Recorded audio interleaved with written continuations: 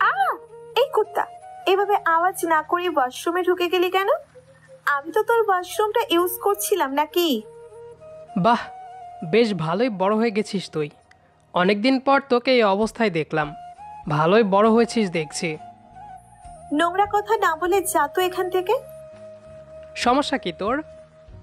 তুই আমার ওয়াশরুমে কি করছিস? দেখতেই পাচ্ছিস যে আমার পরনের টাওয়াল আর শাওয়ারটা অন করা, তার মানে নিশ্চয়ই আমি গোসল করছি। সেটা তো দেখতেই পাচ্ছি যে তুই গোসল করছিস, কিন্তু তুই আমার ওয়াশরুমে কেন গিয়েছিস? কেন, কি সমস্যা? তোর ওয়াশরুমে আসলে কি পাপ হবে নাকি? পাপ হবে না মানে? আলবাত পাপ হবে।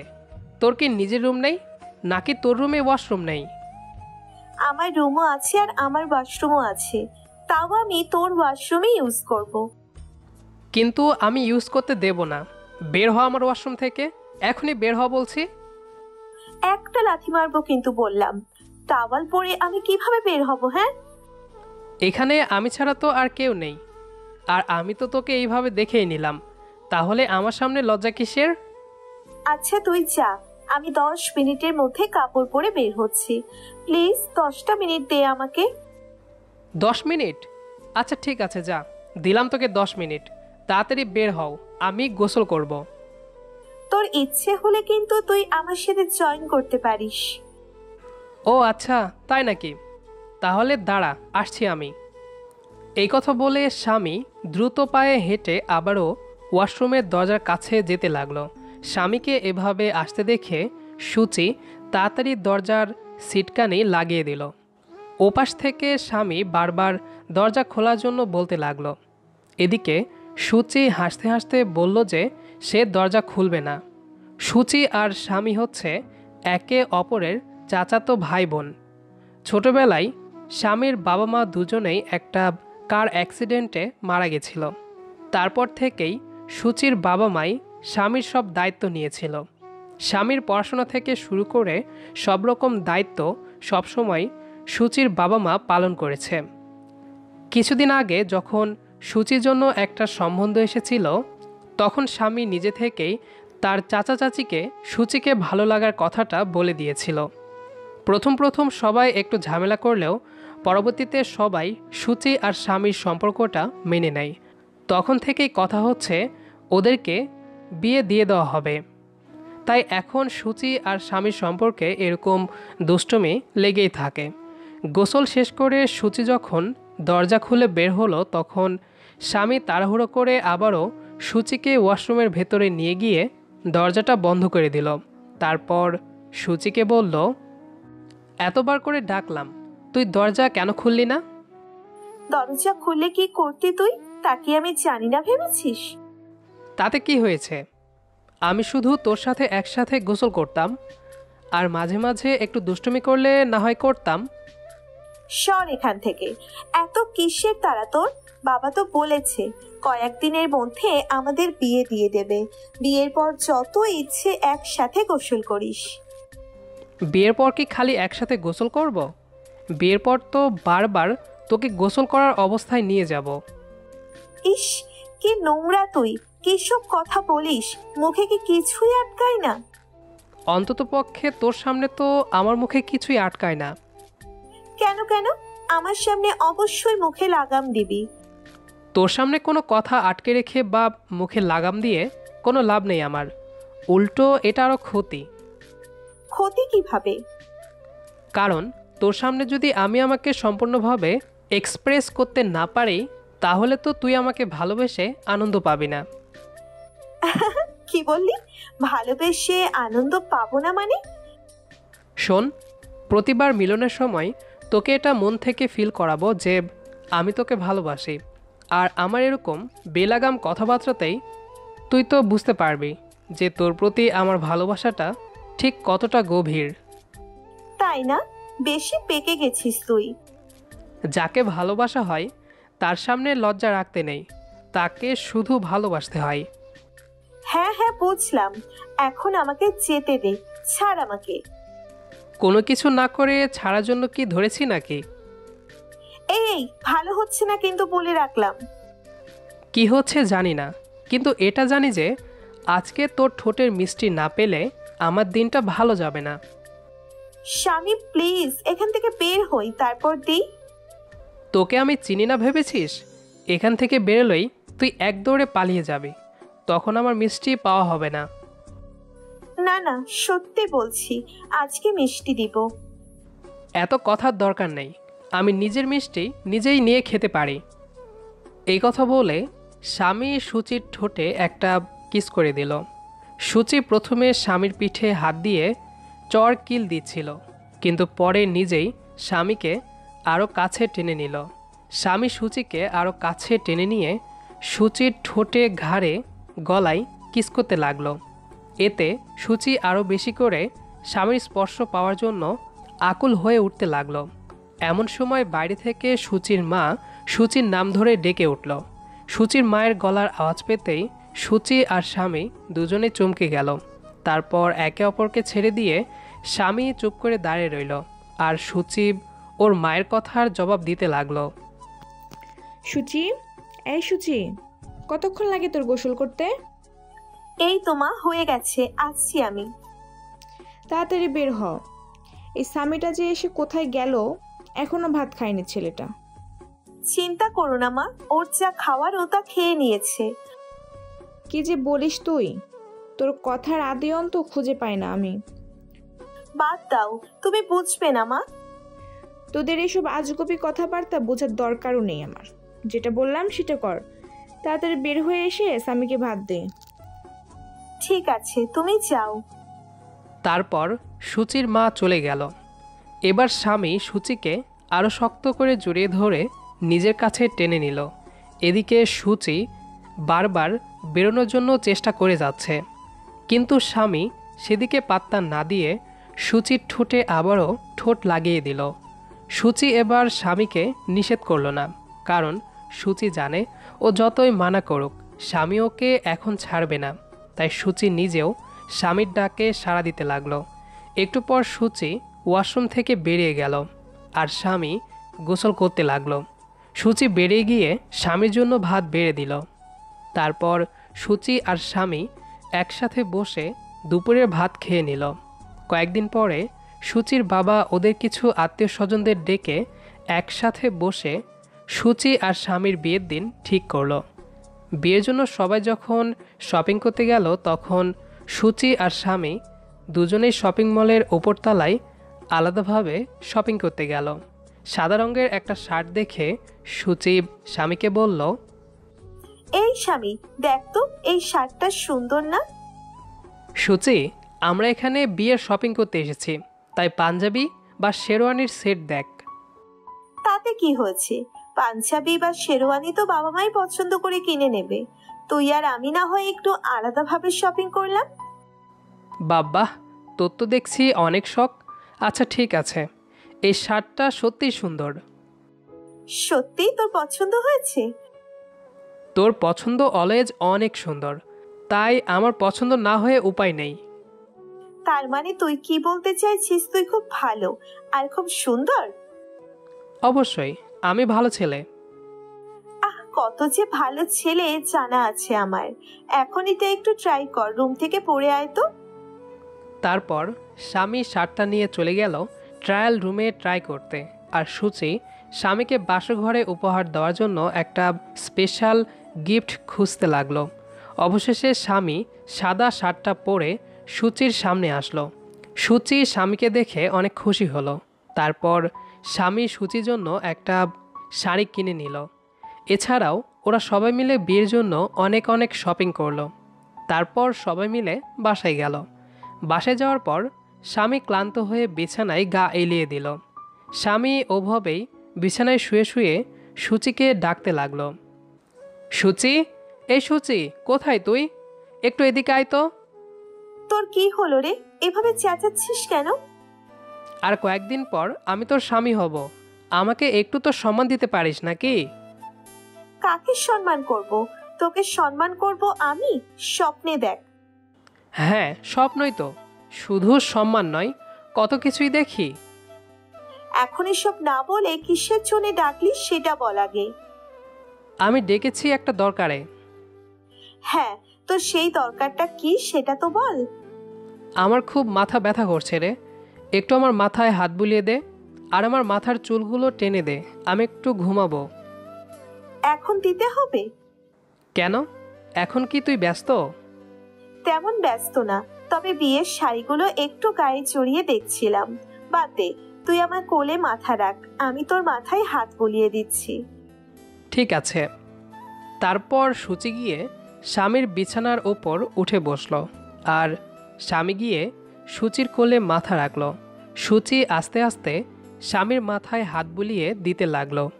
স্বামী সূচির কোলে মাথা রেখে সূচির কোমর জড়িয়ে ধরে শুয়ে ঘুমাতে লাগলো।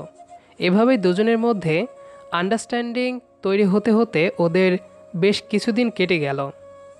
দেখতে দেখতে চলে আসলো ওদের বিয়ের দিন। বিয়েটা খুব স্বাভাবিক আর নর্মালভাবেই হয়ে গেল। বিয়ের দিন রাতে বাসঘরে সূচি বসে স্বামীর জন্য অপেক্ষা করছিল। যথাসময়ে স্বামী বরবেশে বাসঘরে ঢুকলো। স্বামী বাসঘরে এসে সূচির সামনে গিয়ে সূচিকে বলল, কি ম্যাডাম, কেমন লাগছে? কেমন আবার লাগবে, যেমন লাগার কথা তেমনি লাগছে। কেমন লাগার কথা সেটা তো বললি না। সত্যি বলতে তোকে বিয়ে করতে পেরে আমার মজা লাগছে। কেন কেন, মজা লাগার কি হলো এখানে? কারণ ছোট থেকে আমি তোর আশেপাশে ঘুরেছি, কিন্তু তোকে এভাবে পেয়ে যাব ভাবিনি, তাই মজা লাগছে। ও আচ্ছা, তাই না? তাহলে আজকে মজা বোঝাই। তুই কিসের মজা বোঝাবি রে? আজকে আমি তোকে মজা বোঝাবো। এই, এমন গুন্ডি আচরণ করিস না তো, কাছে আয়। কাছে তো আসবোই, আজ আসবো না তো আর কবে আসবো? তারপর সূচি স্বামীর কাছাকাছি গেল, গিয়ে স্বামীর ঠোঁট দুটো দখল করে নিল। কেন যেন আজকে স্বামীর ঠোঁট দুটো ছাড়তে ইচ্ছে করছে না সূচির। স্বামীও সূচিকে কাছে টেনে নিল।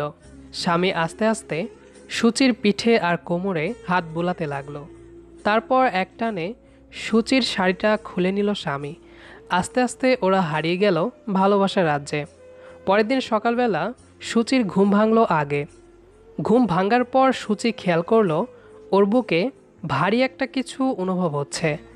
লাইট অফ থাকায় কিছু দেখতেও পাচ্ছে না সূচি। তারপর ওর মনে পড়ল গতকাল রাতের কথা। সূচি বুঝতে পারল যে ওর বুকে স্বামী শুয়ে আছে। খেয়াল করতেই সূচি লজ্জায় মিয়ে গেল। তারপর ওর বুকের ওপরে রাখা স্বামীর মাথায় হাত বুলিয়ে দিতে লাগলো সূচি। এমন সময় হুট করে স্বামী বলে উঠল, কি ব্যাপার, কাহিনী কি? আবারও মাথায় হাত বোলাচ্ছিস? রাতের কথা ভুলে গেছিস বুঝি? ভুলে যাব কি করে? আমি চেয়েছিলাম তোকে মজা দেখাতে, তুই উল্টে আমাকে মজা দেখিয়ে দিলি। বলেছিলাম না আমাকে দেখে তোকে ভয় পেতে হবে। এখন কেমন লাগছে বল? ব্যথায় নড়তে পারছি না আমি। আমি জীবনে বহুত ফাজিল দেখেছি, তোর মতো ফাজিল দেখিনি রে। এই সূচি, খবরদার, তুই তোকারি করবি না। এখন কিন্তু আমি তোর স্বামী। আরে হ্যাঁ হ্যাঁ, মনে আছে আমার, কিন্তু এতদিনের অভ্যেস তুই থেকে তুলতে নামতে তো একটু দেরি লাগবেই, তাই না? হ্যাঁ, তা ঠিক বলেছিস, কিন্তু এখন থেকে চেষ্টা করবি সবসময় আমাকে তুমি বলে ডাকার, ঠিক আছে? অবশ্যই চেষ্টা করব। এখন তুই আমার বুক থেকে ওঠ আগে। আবার তুই বলেছিস? না মানে, এখন তুমি আগে আমার বুক থেকে ওঠো, আমি গোসল করব। তুই একা উঠে গোসলখানা পর্যন্ত যেতে পারবি?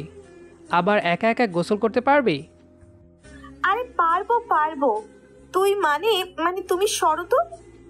তুই যদি চাস আমি কিন্তু তোকে কোলে করে নিয়ে যেতে পারি, আবার গোসলও করিয়ে দিতে পারি। তুমি গোসল করাতে নিয়ে গেলে যে সেখানে গোসল হবে নাকি হবে না সেটা আমি খুব ভালো করেই জানি। কি আর হবে, না হয় একটু দুষ্টুমি হবে। নিজের স্বামীর সাথে দুষ্টুমি করবে না তো কার সাথে করবি শুনি? এই এখন একদম কোনো দুষ্টুমি নয়, আমাকে এখন আগে গোসল করতে হবে।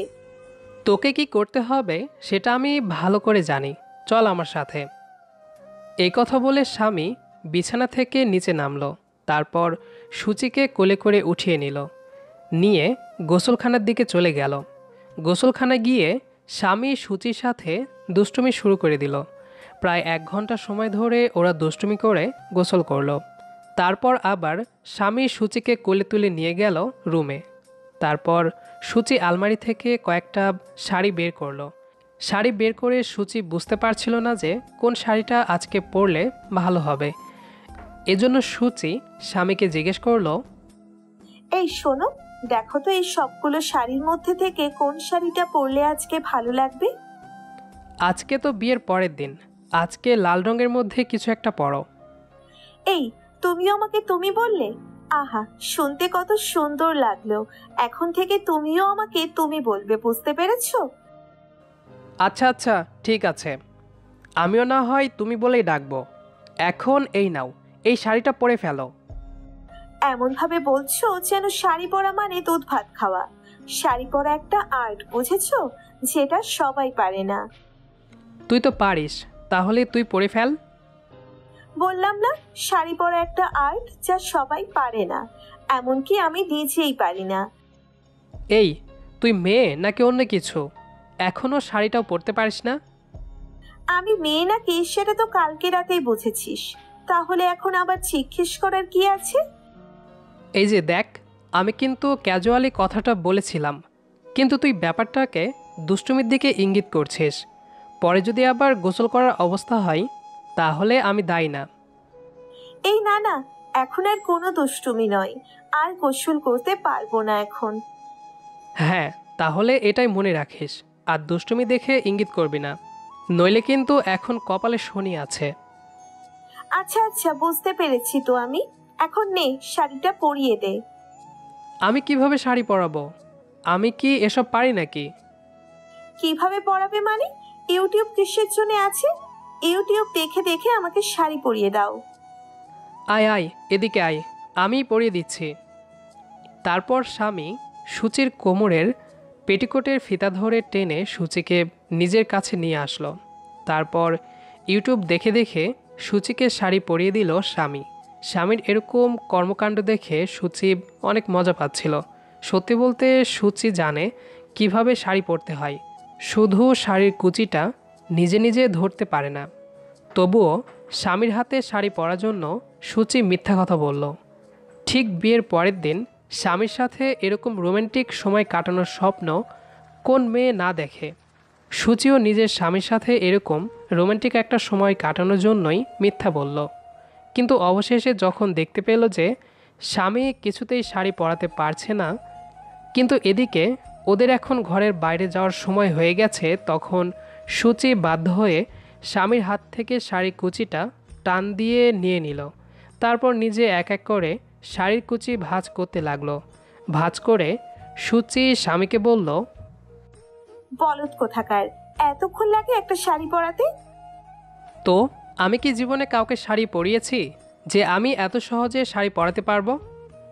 হয়েছে হয়েছে, এখন এই কুচিগুলো নিচে বসে একটা একটা করে টান দাও। ওমা, টান দিব কেন? টান দিলে তো খুলে যাবে। আরে গাধা, খুলে যাওয়ার মতো চড়ে চড়ে টান দিবে কেন? আস্তে আস্তে শুধু টান দিয়ে শাড়ির কুচিটাকে সোজা করবে। ও আচ্ছা, ঠিক আছে।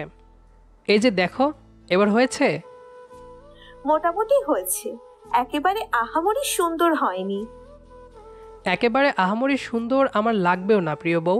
চলো এবার বাইরে চলো। এখনও যদি বাইরে না যাই তাহলে ওরা সবাই বলবে যে বাসর ঘর থেকে দুজনে বেরোতেই চাইছি না।